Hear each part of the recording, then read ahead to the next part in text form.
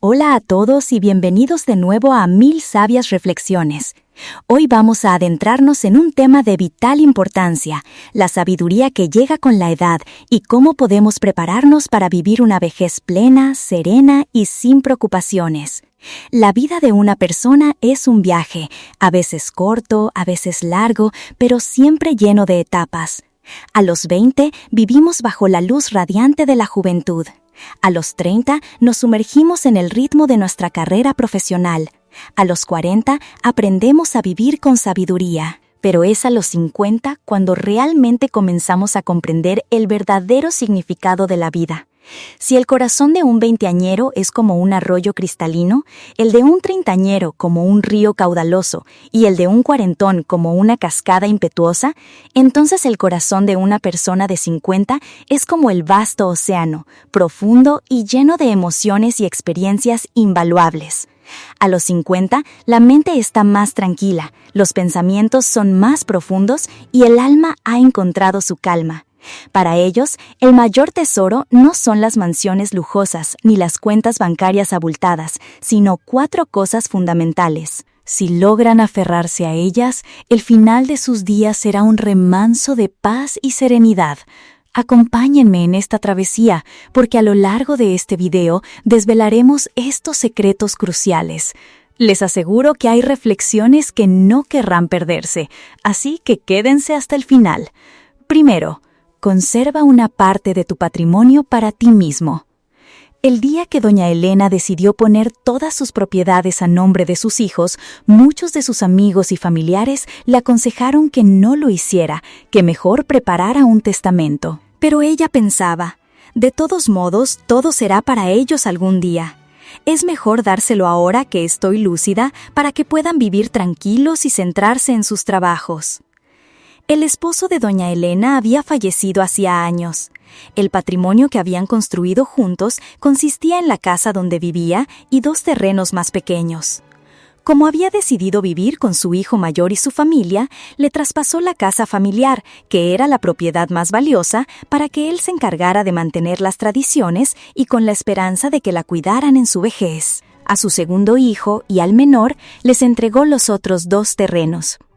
Al tomar esta decisión, les dijo claramente, «No me guardo nada para mí. A partir de ahora, su responsabilidad es cuidar de mí». Sus hijos, llenos de alegría, aceptaron y prometieron estar siempre unidos y velar por su bienestar. Sin embargo, la realidad fue muy diferente a lo que ella había imaginado. Antes, cuando aún era dueña de todo, sus hijos la llamaban, la visitaban y se preocupaban por ella.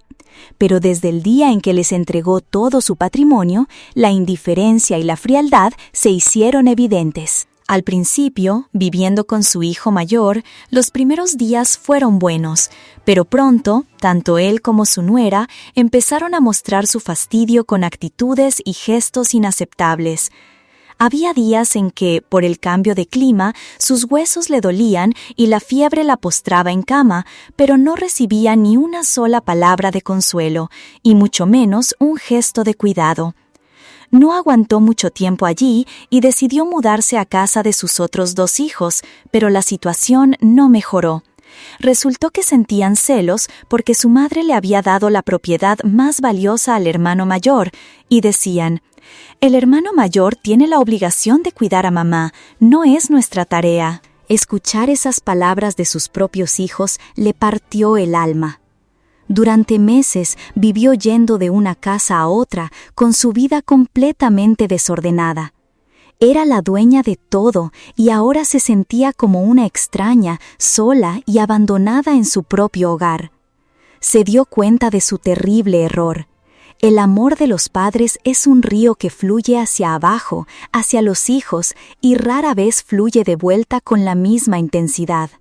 Se lamentaba en silencio.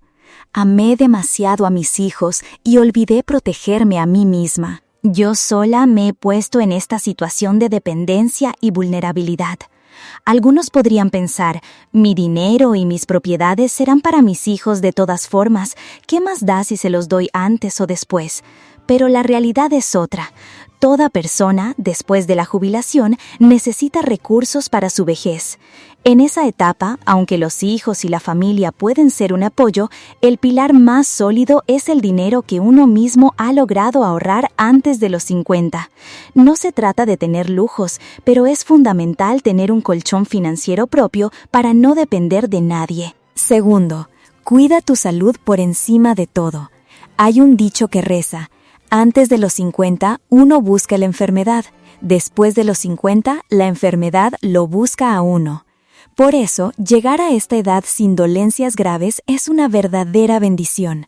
Vivir de forma positiva, hacer ejercicio y cuidar nuestra salud en la mediana edad es crucial para prevenir las enfermedades de la vejez.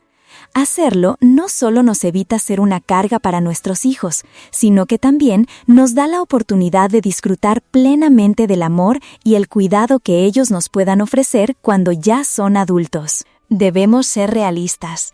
Cuidar de una persona mayor puede ser más agotador que cuidar de un niño. Es un compromiso a largo plazo, que puede durar de 15 a 30 años, en una etapa en la que la salud se debilita y pueden aparecer enfermedades graves. Con el paso del tiempo y bajo tanta presión, el afecto puede desgastarse.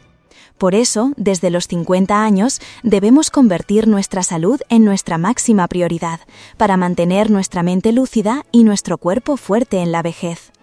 Hablo de esto porque muchas personas tienen la costumbre de ser excesivamente ahorrativas. Claro, esta costumbre puede ser menos común hoy en día, pero no ha desaparecido.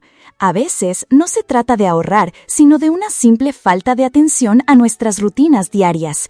Por ejemplo, en invierno, usar agua fría puede provocar resfriados y a largo plazo entorpecer la circulación sanguínea. Al llegar a la vejez, esta es una de las causas que contribuyen a la pérdida de memoria y a los temblores en las extremidades. Por eso, es fundamental practicar ejercicios adecuados para nuestra condición física y cultivar nuestra espiritualidad o encontrar una fe. Tener una creencia profunda nos ayuda a reducir la ira y la envidia, a aceptar la vejez y la muerte como un ciclo natural. Nos libera de la necesidad de presionar a nuestros hijos por miedo a la soledad, de querer tenerlos a nuestro lado a toda costa o de hablar mal de ellos cuando no cumplen nuestras expectativas. Para todos nosotros, la salud es más valiosa que el oro, especialmente al llegar a la mediana edad.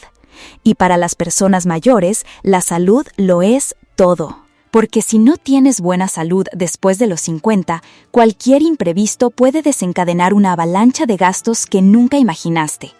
Esas facturas médicas, a veces astronómicas, pueden acumularse hasta destruir la estabilidad de una familia. Una enfermedad crónica no solo consume a quien la padece, sino que, sin quererlo, arrastra a toda la familia a un pozo de preocupaciones. En estas circunstancias, muchas relaciones entre padres e hijos se quiebran, los matrimonios se desgastan por el estrés financiero y surgen conflictos dolorosos. Si mantenemos un cuerpo sano, aliviamos una carga inmensa a nuestros hijos. Dejemos de sacrificar nuestra salud por bienes materiales. Ninguna cantidad de dinero puede comprar un cuerpo sano. Sacrificar la salud para ganar más dinero solo te llevará a gastarlo todo en un montón de medicinas. Entonces, ¿por qué no empezar a cuidar de nosotros mismos hoy, justo en el umbral de los 50? Tercero, atesorar el amor conyugal. Javier, un hombre de 70 años, se había jubilado después de dirigir durante años una importante explotación forestal en Asturias y se había mudado definitivamente a Madrid para vivir con su familia. Aunque estaba rodeado por su esposa y sus hijos, sentía que había muchas cosas que ya no podía compartir con su compañera de vida. Sus días transcurrían en una calma silenciosa y vacía. Hasta que un día, en una reunión de antiguos compañeros de trabajo en Madrid, se reencontró inesperadamente con Elena, una mujer que había trabajado en la misma empresa que él dirigía. Siendo honesto consigo mismo, Javier siempre había sentido un profundo aprecio y una simpatía especial por Elena, pero como era un hombre casado y una figura de autoridad, había enterrado esos sentimientos en lo más profundo de su corazón. Al reencontrarse con Elena, ya ambos en el otoño de sus vidas, esas viejas emociones resurgieron con una fuerza inesperada. Con el tiempo, Javier se enteró de que el esposo de Elena había fallecido joven y que ella había tenido que dejar su pueblo para alquilar una pequeña habitación en Madrid, desde donde vendía verduras en un mercado para mantener a sus hijos. Después de ese encuentro providencial, Javier comenzó a buscar a Elena para conversar. Podía pasar horas, incluso días enteros, hablando con ella sin cansarse jamás. Ye, extrañamente, sentía que todo lo que le faltaba en su matrimonio lo encontraba en la compañía de Elena. El amor floreció entre ellos sin que se dieran cuenta. Si pasaba una semana sin verla, no podía comer ni dormir en paz. Pero el amor entre Javier y Elena era un amor puro, un refugio para sus almas, sin ningún tipo de interés oculto. Por eso, nunca cruzaron la línea del respeto mutuo más allá de esa profunda conexión espiritual. Sin embargo, su relación solo pudo durar 2 años antes de que los hijos de Javier encontraron lo que ellos consideraron pruebas de una infidelidad. Sin molestarse en entender la verdad, lo criticaron y lo condenaron sin piedad, acusándolo de traicionar a su madre y de ser un viejo inmoral. No contentos con eso, fueron hasta el modesto lugar donde vivía Elena para armar un escándalo, obligándola a mudarse. Soportando las acusaciones de su esposa y sus hijos, sin saber cómo explicarse, Javier se derrumbó emocionalmente y cayó en una profunda depresión que lo llevó a ser hospitalizado varias veces. A sus 70 años tenía dinero, una buena posición social y si hubiera querido podría haber tenido amantes, pero sentía que no tenía nada. La vejez le había llegado con el tormento de la enfermedad y un futuro que se desvanecía ante sus ojos. Lo único que él deseaba era una familia a la que volver, una compañera con quien compartir sus días y una vejez tranquila rodeado del cariño de sus nietos.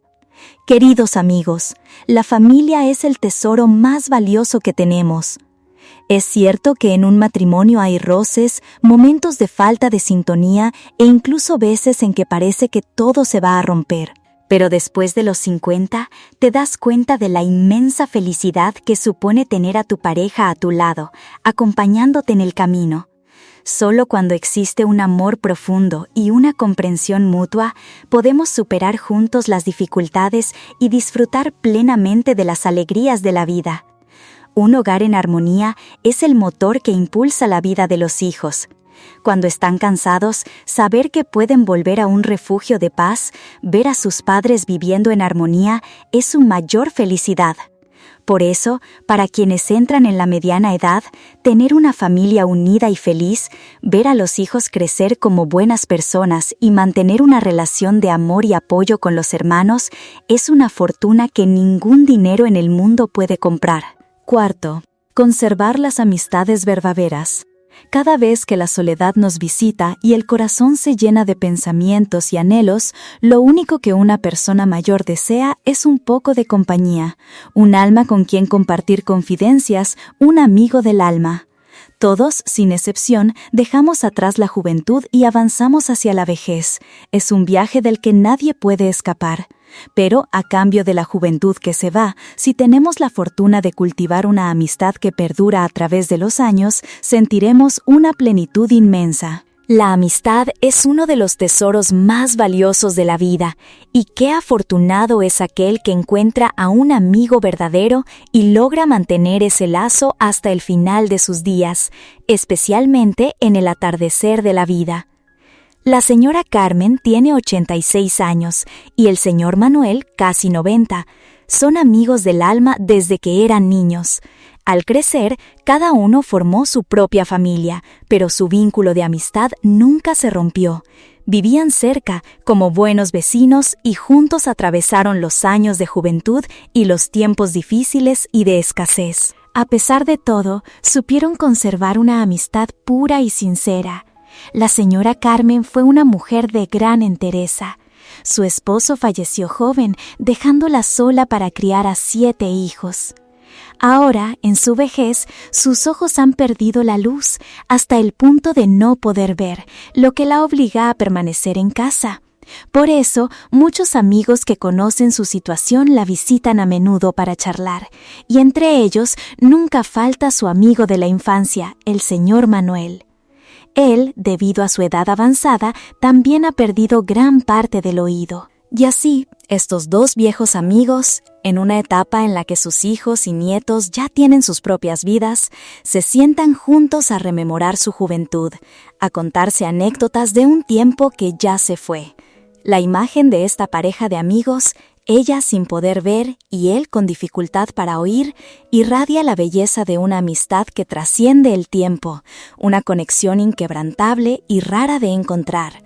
Compartiendo la historia de su abuela, un joven llamado Juan nos cuenta: «Mi abuela y el abuelo de mi mejor amigo son amigos íntimos desde pequeños. Ahora, con casi 90 años, siguen llenos de alegría. Mi abuela es ciega y el abuelo apenas puede oír. Hay que hablarle muy fuerte.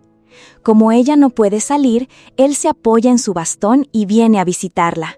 Solo espero que vivan felices y con salud, que a pesar de sus dolencias nunca pierdan esa alegría. Valoren siempre a sus amigos para que cuando lleguen a la vejez sigan teniendo una amistad tan hermosa como la de ellos». Pero, ¿acaso todas las amistades tienen la suerte de durar para siempre? A veces, la distancia hace que los lazos se debiliten, cuando cada uno toma un camino diferente y el cuidado mutuo ya no es como antes. Por eso, esta historia es un testimonio viviente. Si valoras las relaciones que te rodean, cosecharás una amistad verdaderamente hermosa. Los recuerdos de la amistad en la vejez son un tesoro que podemos empezar a construir a partir de los 50 y se convierten en el mayor consuelo cuando nuestros hijos y nietos están ocupados con sus propias vidas y no pueden estar a nuestro lado. Y para la última parte de nuestro episodio de hoy, les invito a escuchar la historia titulada La herencia de un padre. El señor Javier estaba agachado, terminando de recoger unas cáscaras de cacahuetes esparcidas por el suelo de cemento, cuando un grito lo sobresaltó. «¿Qué estás haciendo? ¿Que todavía no has preparado la comida? ¡Me muero de hambre!». «¡Ay, Dios mío! Daniel, ¿desde cuándo estás ahí parado?», preguntó Javier, asustado. «Has vuelto del colegio, ¿verdad? Estaba terminando de pelar esto y se me fue el santo al cielo con la hora». «A ti siempre se te va el santo al cielo. Ahora no hay nada de comer. ¿Quieres que me muera de hambre o qué?». «Tranquilo, hijo. Te preparo un plato de sopa de fideos ahora mismo». «¿Sopa de fideos por la mañana? ¿Sopa de fideos ahora? Las tripas me rugen. Estás en casa todo el día y no eres capaz de controlar el tiempo. A la 1 tengo que volver a clase. Chico, ¿por qué no tomaste el dinero que gané pelando los cacahuetes para que te comprara algo caliente en el bar de la esquina?». Daniel entró en casa sin decir nada, lo que significaba que estaba de acuerdo. El señor Javier se apresuró a buscar un cuenco y salió a la calle. Recordó la inmensa alegría que sintió el día que Daniel nació. Su hijo, Carlos, también estaba radiante de felicidad. Carlos se había graduado con honores en la universidad, pero en aquellos tiempos encontrar trabajo era una odisea. Tocó todas las puertas posibles, pero sin éxito. No era por falta de capacidad, sino por falta de un padrino que lo respaldara. Finalmente, un funcionario influyente se apiadó de él. Sin embargo, el precio a pagar era su sobrina, que acababa de llegar de un pueblo de la sierra. «Bueno, no está mal. Sofía no es una belleza, pero parece una chica despierta», había comentado la esposa de Javier. «Tiene la barbilla muy puntiaguda», añadió ella. Javier le restó importancia. «Ahora está delgada. Ya verás cómo se le redondea la cara cuando gane algo de peso. A mí no me preocupa eso, sino que no parece muy alegre. Ten cuidado con lo que dices, no vayas a estropearlo todo. Será un alivio que nuestro hijo tenga un buen apoyo». La pareja solo se atrevía a susurrar estas cosas, pues todas las decisiones las tomaron los jóvenes y la familia de la novia. La boda se organizó en un abrir y cerrar de ojos. Casi un año después nació Tang. Cuando el abuelo recibió la noticia del nacimiento de su nieto, se le llenaron los ojos de lágrimas. Por fin tenía un nieto varón, el único en 3 generaciones de su familia. tenía un vago temor de no ser lo suficientemente afortunado, así que el nacimiento de Tang lo liberó de muchas preocupaciones. La abuela se mudó a la ciudad cuando la nuera dio a luz. La habitación alquilada de poco más de 10 metros cuadrados se hizo demasiado pequeña. Los días de invierno eran soportables, pero los de verano eran terribles. La abuela tenía que limpiar y fregar constantemente, incluso vertía agua en el suelo, pero el calor seguía siendo insoportable. El bebé tenía sarpullido por todo el cuerpo y lloraba en cualquier momento debido a la picazón. La electricidad solo funcionaba unas pocas horas por la noche. A menudo, Chin se enfadaba porque el bebé lloraba demasiado. Su esposa se quejaba todo el día. La abuela tenía que morderse la lengua y aguantar. La nuera, cuando Chen no estaba en casa, siempre se quejaba: «Nuestra casa es más miserable que la del tío Hao». La abuela consolaba a su nuera: «¿Cómo puedes compararte con la casa del tío Hao? Él es un alto funcionario. Hija mía, ten paciencia. Más adelante, su padre tendrá éxito, y Tang tendrá la buena fortuna de esta familia, ¿verdad, Tang?». La abuela, mientras sostenía al nieto, se inclinó para acariciar su suave mejilla. De repente, la nuera frunció los labios hacia ella. «Vaya, otra vez comparándose con el tío Hao. Su hijo es tan torpe como un tronco. ¿Cuándo va a hacer algo que nos enorgullezca? ¿Por qué le restriega la cara al bebé así? ¿Y si se hace una herida?». A la nuera no le gustaba cómo la abuela cuidaba a Tang. «Antiguamente, criaste a su padre exactamente de la misma manera. Comió tu comida hasta que pudo correr rápido y, sin embargo, creció a pasos agigantados y también era muy inteligente». Pero la nuera decía que la abuela era sucia y anticuada. «Si mi hija se enferma, será terrible». La abuela era paciente y no respondía a la nuera entrometida. Sin embargo, no podía escapar de los vecinos. A veces recibía palabras de compasión cuando iba al mercado con su cesta. «¿Esa nuera tuya, que viene de la montaña, es tan mandona? Actúa como si fuera tu suegra». La abuela sonreía amablemente. «Es que yo también soy anticuada. No sé hacer las cosas de la ciudad.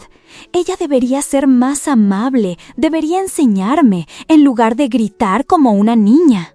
«Déjala, abuela, estoy acostumbrado». «¿Y tu hijo no dice nada?». «Tengo que ignorarlo. Mira, la nuera acaba de dar a luz. Temo por su posparto».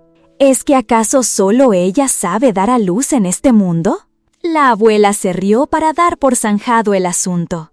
La abuela hizo todas las tareas pacientemente para que la nuera no tuviera que mover un dedo. Una vez, extrañando demasiado a su nieto, el abuelo también llevó pollos y arroz para visitarlo. Entrando y saliendo, chocando con la gente por todas partes, la nuera fruncía el ceño con disgusto. Chien, sin camisa, sudoroso, abanicándose con un abanico de bambú, gritando y entrando y saliendo así, ¿a esto lo llaman una persona? ¿Por qué mi vida es tan miserable? Abuelo, siéntate un poco más apretado. La casa es tan pequeña como un gallinero. A donde quiera que te gires hace calor. El abuelo pensaba en muchas cosas, mirando al pequeño Tang con su cara brillante. Estaba feliz, sí, pero también sentía pena. Debería haber un ventilador eléctrico como el de los vecinos, para el niño, siempre fresco. Eso es lo que debería hacer. Se quedó a jugar con su nieto unos días. A la mañana siguiente, el abuelo tuvo que regresar a su pueblo. Antes de colgar la bolsa al hombro, escuchó a Chien decir a sus espaldas: «Nuestra casa seguramente se venderá bien. Ahora la gente quiere coleccionar casas antiguas. Abuelo, vende esa casa. De todos modos, más tarde vivirán con mi esposa y conmigo». «Pero, ¿qué hay de nuestros ancestros?». Chien sonrió con desdén. «Los vivos tienen que seguir viviendo. Los nietos no son nuestros abuelos». «Mira, esta vez que vuelvas, mira si alguien quiere comprar la casa. Si alguien la compra, diles que yo volveré». «Pero me preocupa, si vendemos la casa en el pueblo y nos mudamos a la ciudad, ¿de qué viviremos?». No te preocupes, abuelo. Un mes de mi salario puede comprar varios quintales de arroz. Mi esposa y yo trabajamos los dos. Si no somos ricos, ¿qué hay que preocuparse por la comida? Lo que más me preocupa es este lugar tan estrecho. En este momento, los precios de la tierra en la ciudad están bajando, pero más tarde será difícil. La nuera también intervino. Así es, padre. Una vez que tengamos un lugar más grande para vivir, ustedes dos se mudarán completamente con nosotros. El nieto también necesita el cuidado de sus abuelos. El abuelo sintió que los sacos pesaban tanto como el saco de arroz de ayer. Sabía que si vendía la casa, se desvincularía de la tierra de sus antepasados. El culto a los ancestros sería descuidado. ¿Quién cuidaría las tumbas de sus padres? Pero era cierto que si no vendía la casa, su hijo y su nuera no tendrían una casa decente donde vivir en mucho tiempo. Bueno, los jóvenes confían en sus padres y los viejos confían en sus hijos. Al regresar a casa, el abuelo llamó a alguien para que viera la casa.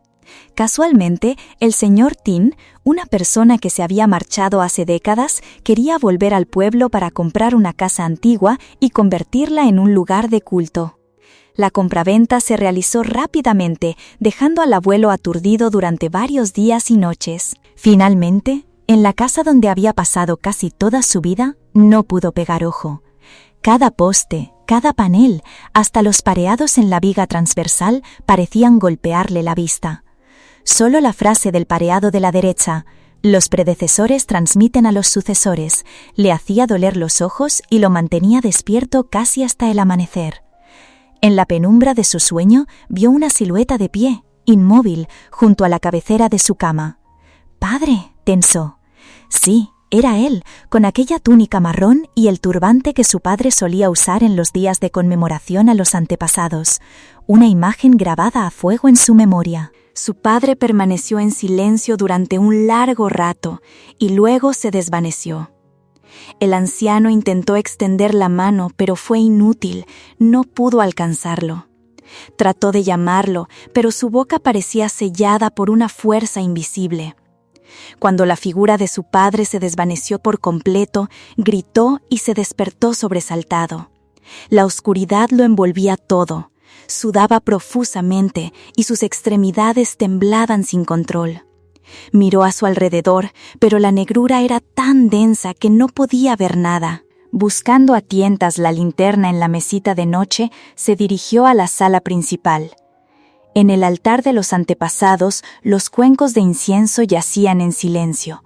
Su padre lo observaba, pensativo, desde el retrato familiar. Con manos temblorosas, encendió una varilla de incienso. Sabía que sus padres y abuelos lo estaban reprendiendo. Juntando las manos ante el pecho, musitó una plegaria. «Oh, venerables antepasados, les ruego que perdonen a este siervo vuestro. La vida de mi hijo Carlos se ha vuelto demasiado difícil, por eso tuve que vender la casa. Mi esposa y yo les prometemos llevarlos con nosotros a la ciudad». Una oleada de emoción lo embargó. De repente, una luz brillante brotó desde el suelo, como si algo la hubiera encendido. Los 3 cuencos de incienso estallaron en llamas con un rugido. Las llamas se retorcían en el aire, danzando salvajemente. Se quedó paralizado de terror, sin saber qué hacer, y solo atinó a caer de rodillas. En un instante, todo se consumió, y solo quedaron cenizas flotando suavemente en el aire. No había nadie a quien llamar. Solo pudo inclinarse una y otra vez ante sus antepasados, temblando de pies a cabeza. De repente, sintió cómo su cuerpo se derrumbaba, como si un poder invisible lo empujara contra el suelo, postrándolo. Y entonces rompió a llorar. «Es mi culpa por ser un mal hijo. Castíguenme solo a mí, venerables espíritus». A la mañana siguiente, mientras el pequeño camión que transportaba sus escasas pertenencias arrancaba, miró por última vez su hogar y sintió una punzada de dolor en el alma. «Oh, Dios mío, ¿cómo puedo abandonarte?». Carlos compró una casa con un pequeño terreno para cultivar hortalizas en un callejón estrecho. Los primeros días, la convivencia del anciano y su esposa con Carlos y su familia fue tranquila, pues los abuelos podían cuidar al nieto mientras la nuera iba al mercado o cocinaba. El pequeño Mateo ya sabía reír a carcajadas cada vez que el abuelo se ponía a 4 patas para que lo montara como si fuera un caballo, o cuando imitaba los sonidos de las gallinas, los patos, los perros y los gatos para divertirlo. Pero esa paz duró poco. La nuera empezó a mostrar su descontento cada vez que la comida no estaba exactamente a su gusto. Carlos comenzó a gritarle a su padre cuando dejó su pipa cerca de la entrada, y Mateo, sin querer, la rompió, derramando el agua. Si tan solo se lo hubieran dicho con amabilidad, el abuelo lo habría corregido. Sin embargo, sus rostros mostraban una clara hostilidad. Poco a poco, estas pequeñas rencillas se convirtieron en una excusa para que la nuera enviara a Mateo a una guardería privada para que, según ella, lo educaran de forma científica. Eso fue lo que dijo como al pasar el primer día que llevó al niño. Ahora solo quedaban el abuelo y la abuela en casa. Él deambulaba sin rumbo. Ella parecía perdida en sus pensamientos.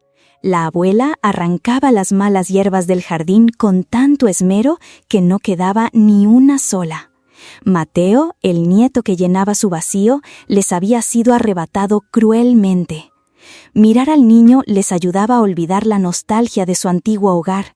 Por él podían soportar la frialdad de su exigente nuera. Pero los días se hacían largos y tediosos. Esperaban cada tarde el regreso del niño del colegio para poder jugar con él, aunque fuera un momento. Y solo era un momento, porque en cuanto llegaban a casa, madre e hijo se encerraban en su habitación. A veces Mateo no lo soportaba y salía corriendo para pedirle al abuelo que fuera su caballo. En esos instantes, el rostro del anciano se iluminaba, a pesar del dolor de espalda y el cansancio por la artrosis. La abuela, mientras cocinaba, los observaba a los dos con una sonrisa radiante. Mateo era su nieto, sí, pero era hijo de su hijo y su nuera, y el tiempo que le permitían pasar con él dependía enteramente de su voluntad. Justo cuando abuelo y nieto estaban absortos en su juego, la voz cortante de su madre lo interrumpía. «Mateo, se acabó el juego. ¡A bañarse!». Mateo protestaba con un puchero. «¡Pero quiero jugar más!». «He dicho que no, ya es suficiente». Su nuera siempre imponía su voluntad sin necesidad de dar explicaciones. Y entonces llegó aquel día. Mateo, aprovechando que su madre dormía la siesta, salió corriendo a jugar con sus abuelos. El anciano estaba sentado, contemplando cómo unos pequeños brotes de bambú, delgados como un pulgar, emergían de la tierra, cuando Mateo apareció de la nada. Corría y gritaba «¡Mírenme!», como un héroe de película. Tomó impulso y se preparó para saltar sobre la espalda de su abuelo, como hacía siempre. Pero el salto fue tan repentino y fuerte que el abuelo no tuvo tiempo de reaccionar. Solo sintió que caía de golpe sobre los escalones de cemento y todo se volvió oscuro. Solo escuchó el llanto de Mateo y, segundos después, el grito desgarrador de su nuera. «¡Mateo! ¡Mateo, cariño! ¡Abuelo, lo has matado!». Ella corrió hacia su hijo y en su prisa pisó con fuerza la mano del anciano, que sintió un dolor agudo. La abuela, aterrorizada, exclamó: «¡Mi nieto! ¡Está sangrando mucho!». «¡Pobre niño!». «¡Rápido! ¡Traiga una toalla!», le ordenó su nuera. La abuela corrió torpemente hacia el baño. A Mateo tuvieron que darle 7 puntos en la frente, además de los rasguños que tenía por toda la cara. Cuando llegaron a casa, Carlos, al ver el rostro de su hijo, rugió: «Él es un niño, no sabe lo que hace. Usted debería haber tenido más cuidado». «¿Y cómo iba a detenerlo si saltó por detrás?», replicó el abuelo, mientras intentaba apoyar su brazo dolorido en la rodilla para aliviar el tormento. Su propia frente estaba hinchada como una guayaba, pero a nadie pareció importarle. «Por eso mismo le digo que hay que tener cuidado. ¿Acaso no les duele verlo así?», continuó Carlos. El rostro de la nuera estaba desencajado y no dejaba de culpar a los abuelos. Por eso no quería que lo cuidaran. Si no los dejo acercarse, se quejan de que los aparto, y si los dejo, miren el desastre que provocan. La culpa no era suya, pero ese accidente se convirtió en el punto final de la historia entre él y su nieto. Desde que su nuera le prohibió volver a tocar una olla, Elena, la abuela, cayó en una profunda tristeza que la consumió por dentro. Se quedó en los huesos, con la mirada perdida. Su esposo, Antonio, deambulaba por la casa como un alma en pena, con la vista siempre fija en el pequeño altar familiar. Su hijo y su nuera solían decir: «Claro, son nuestros antepasados, abuelo». Pero, ¿cuántas veces les encendían ellos una varita de incienso? Casi nunca. De hecho, vivían con el temor de que el humo pudiera dañar los pulmones de su pequeño hijo, Mateo. Así que Antonio, en secreto, esperaba a que la casa quedara vacía para encender el incienso. Se pasaba horas enteras sentado frente al altar, en un silencio que parecía una meditación. Elena, por su parte, permanecía inmóvil en una silla de plástico en un rincón, durante horas, como si fuera un objeto más de la casa. Esa quietud desesperaba a Antonio. «Elena, ¿no vas a preparar algo de comer? Ya es mediodía», le decía, intentando sacarla de su letargo. «¿Para qué? Si cocino es solo para ti y para mí. Me da una tristeza inmensa», respondía ella con un hilo de voz. «Bueno, pues prepárate una sopa instantánea o algo y ya cenaremos mejor por la noche». «¿Y tú no vas a comer nada?», preguntaba él preocupado.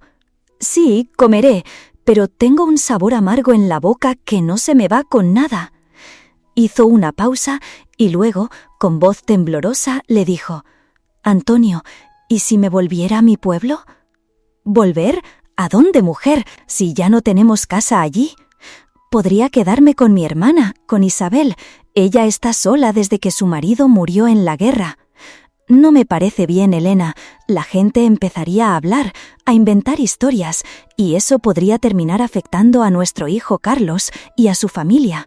«Pero es que aquí me siento como en una prisión. Lo único que me duele es dejarte solo a ti, que no tienes ningún otro lugar a donde ir. No puedes quedarte para siempre en casa de mi hermana, ¿verdad?» Antonio la miró, con el corazón encogido por la pena. «Lo entiendo, de verdad. Vete tú primero. Esta situación no puede seguir así». Esa misma noche, después de la cena, Antonio se armó de valor. «Carlos, hijo, quiero hablar con ustedes de una cosa importante». Su nuera, sin decir palabra, recogió los platos y le dio la espalda. Carlos, mientras se hurgaba los dientes con un palillo, respondió con una indiferencia que dolía. «¿Qué pasa ahora? Dilo sin rodeos. ¿Que mamá se quiere ir al pueblo? Pues que se vaya a donde le dé la gana». Antonio no podía creer la crueldad que salía de la boca de su único hijo. Sintió que la sangre le hervía y le subía a la cara. «¿Cómo te atreves a hablar así? Por el amor de Dios, que es tu madre». «¿Pero a qué pueblo va a volver, si allí no queda nada? Dejen ya de hacer el ridículo, que la gente se va a reír de nosotros». «Al menos podrías preguntarle con un poco más de delicadeza», le gritó Antonio, fuera de sí. El rostro de Carlos se endureció. «Son ustedes los que deberían pensar un poco en nosotros. Bastante duro trabajamos para salir adelante, como para llegar a casa y encima tener que aguantar sus dramas. Es que ella no soporta cómo la tratan tú y tu mujer». Al instante, la nuera asomó la cabeza desde la cocina y espetó: «Oiga, a mí no me meta en sus asuntos. Yo no tengo nada que ver, se lo advierto». Antonio sintió un nudo en la garganta, como si unas manos invisibles lo estuvieran estrangulando. Le temblaban las suyas. Toda su vida había tratado a Carlos como su tesoro más preciado, pero aquello era simplemente insoportable. Elena se fue al pueblo y jamás regresó.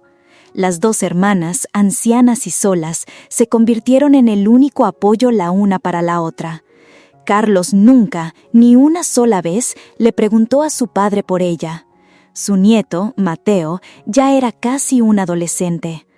A pesar de todo, Antonio se repetía a sí mismo que debía permanecer al lado de su único hijo y su familia. Tenía un nieto, el heredero de su apellido, y a veces sentía la profunda necesidad de contarle historias de la familia, de sus raíces. Pero a Mateo no le interesaba en lo más mínimo. Cada vez que el abuelo empezaba con un «Mateo, ven aquí», el chico se sumergía en la pantalla de su teléfono. Si Antonio insistía, Mateo lo cortaba en seco. «Abuelo, déjame en paz. Acabo de terminar de estudiar y tengo la cabeza a punto de estallar». «Pero hijo, solo quiero que entiendas de dónde vienes». «¿Y para qué quiero entenderlo? Si a los vivos apenas les hacemos caso, imagínese a los muertos». La nuera, que siempre estaba al acecho, temía que el abuelo le metiera supersticiones en la cabeza a su hijo. Al oír la conversación, no tardó en intervenir. «No le llene la cabeza al niño con esas antiguallas. Ya tendrá tiempo para preocuparse de esas cosas. ¿Quiere preservar las tradiciones familiares? Por favor, como si tuviéramos grandes tradiciones que preservar». El tono burlón de su nuera hacía que la rabia hirviera en las venas de Antonio. Pero cada una de estas discusiones solo servía para que lo despreciaran aún más. Su hijo y ahora también su nieto lo trataban como un mueble viejo, un estorbo. No sabía qué hacer. Había aguantado tanto durante tantos años, desde los días en que aún tenía fuerzas, y ahora que su salud se apagaba poco a poco, no recibía ni una sola palabra de cariño. Desde que Elena se marchó, Antonio intentó encontrar consuelo en pequeñas tareas como tejer cestas o pelar anacardos que le daban para ganarse unas monedas y poder darle algún capricho a Mateo, pero ni eso le dejaban hacer en Taz. De vez en cuando oía a su nuera refunfuñar: «Todos esos trastos por el jardín dan una imagen horrible. Los vecinos van a pensar mal». O su hijo le decía: «Papá, la vida ha cambiado. A nosotros nos va bien. No tienes por qué hacer esas cosas». «¿Pero qué otra cosa puedo hacer?», preguntaba él con un suspiro. Algunos vecinos del barrio, al verlo siempre solo y ataleado en el patio, se acercaban a charlar con él. Una tarde, al volver del trabajo, su nuera vio el patio desordenado y estalló: «Esto parece una posilga. Es que no se puede aguantar». Carlos, al ver restos de tabaco y vasos sucios por el suelo, se puso hecho una furia. «¿Es que no tienes nada mejor que hacer? Nos pasamos el día trabajando como bestias para que tú traigas a tus amigotes a ensuciarlo todo». Y mientras gritaba, comenzó a dar patadas a las herramientas y a los vasos, esparciéndolos por todas partes.